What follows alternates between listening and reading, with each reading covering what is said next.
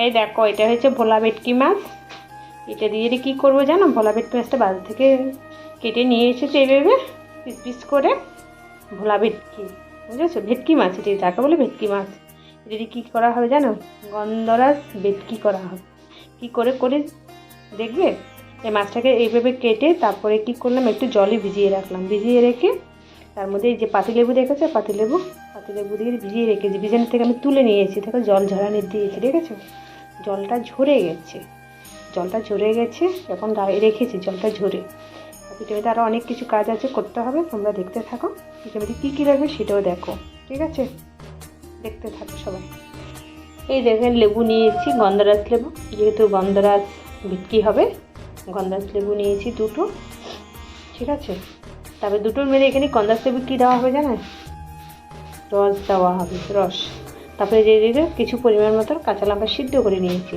তারপরে এখানে গন্ধরাজ লেবু পাতা আছে, ঠিক আছে? এই পাতা এগুলি সব নেওয়া হয়েছে। দেখা যাক কীভাবে করা যায়, ঠিক আছে? দেখো, এগুলোগুলি লাগবে, তার জন্য তোমাদের দেখালাম। দেখো এখানে দেখেছো পেঁয়াজটা সিদ্ধ বসিয়েছি। পেঁয়াজটা সিদ্ধ হয়ে গেলে জল ঝেড়ে তারপরে একে মিক্স করা হবে মিক্সারের কৌটোতে। কাঁচা পেঁয়াজ দেওয়া যাবে না, এটাকে পেঁয়াজটাকে সিদ্ধ করে তারপরে মিক্স করতে হবে। পেঁয়াজটা সিদ্ধ হচ্ছে। এখানে আদা লাগবে, রসুন লাগবে। আমি এখান থেকে আদা হাফ কেটে দেবো, পুরোটা আদা দেবো না, এইটুকুনি মতন আদা কেটে দেবো। তার মধ্যে এখানে রসুন, এই রসুনের এই দুটোই দেবো, আর বেশি দেবো না, রসুন বেশি লাগে না, বুঝেছ? এগুলো সবকে পেস্ট করা হবে, মানে মিক্সারে মিক্স করা হবে।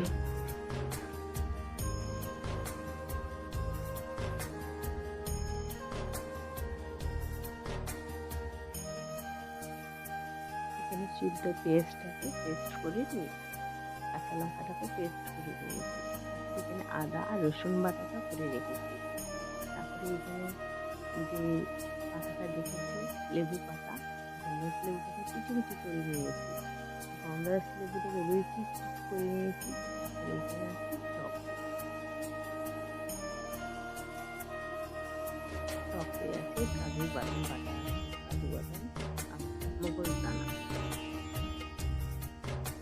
সবটা পেস্ট করে রেডি করে রেখেছি। তারপরে এখানে মাছটার মধ্যে ডিম দেবো, দুটো ডিম দেবো। এটাকে ডিমটা ছাড়িয়ে নিলাম, দুটো ডিম দিলাম।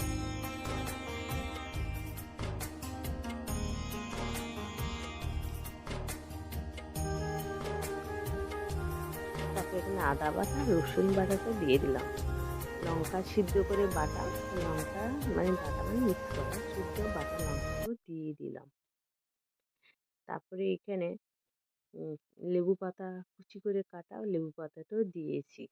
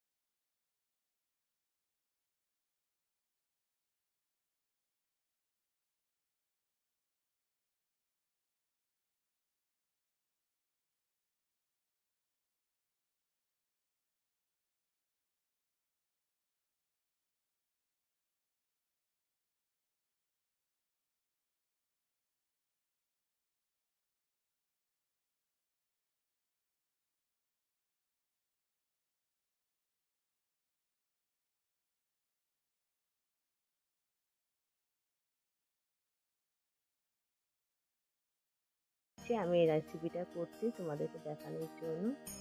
তোমরাও দেখো, তোমরা এভাবে রান্না করে খেয়ে দেখো। তারপরে কিন্তু টক দই দিয়ে দিয়েছি, বুঝেছো? ভালো করে কষাতে হবে, অনেকক্ষণ ধরে কষাতে হবে, যাতে রসুন আদা রসুনের একটা গন্ধ থাকে না, ওই গন্ধটা একটু চলে যায়। আর দেখবে কষানো হয়ে গেলে যে কোনো জিনিসে একটু তেল বেরিয়ে যায়, তেল ছেড়ে দেয় মশলায়। স্বাদ মতো নুন দিয়েছি।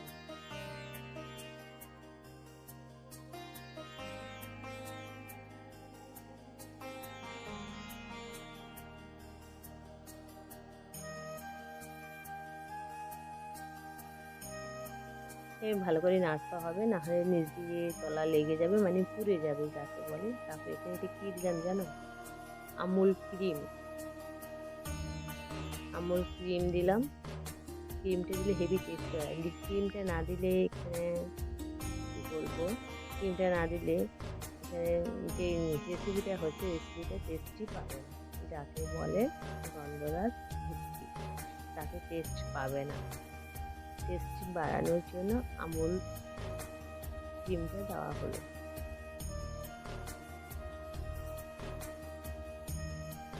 দেখেছো কষানো হচ্ছে। আর স্টিমটা একটু কমিয়ে দেবে, কারণ একটু চারদিকে ছিটিয়ে যায়, বুঝেছো? আমার হাতে পড়েছে অনেকবার, দেখেছো চারদিকে ছিটিয়ে যাচ্ছে, একটু স্টিমটা একটু কমিয়ে দেবে। বন্ধুরা, তোমাদের রেসিপিটা কেমন লাগলো জানাবে। এতে কুচি করে লেবু পাতা রেখেছে, আর লেবু পিস করে এটা দিয়ে দিলাম। দিয়েছিলাম না ফ্লেভার আসার জন্য। ফ্লেভারটা কি সুন্দর হয়েছে না, তোমরা রাগ করে গেলে বুঝতে পারবে না। একটু করে খেয়ে সবাই, খুব ভালো লাগে। এটা সুন্দর একটা রেসিপি। যাদের ভালো লাগবে একটু লাইক শেয়ার কমেন্ট করবে যদি ভালো লাগে। তোমাদের কাছে আরও নিত্য নতুন রেসিপি নিয়ে আসার জন্য আমাকে ভালো ভালো কমেন্ট করবে, সুন্দর সুন্দর কমেন্ট করবে। তাহলে আবার নতুন পরবর্তী ভিডিও আনার জন্য আগ্রহ পাবো। যেহেতু কষানো হয়ে গেছে ভালো করে, তারপরে এখানে মাছগুলো সব দিয়ে দেবো। মাছগুলো দিয়ে একটু ফুটিয়ে নেবো।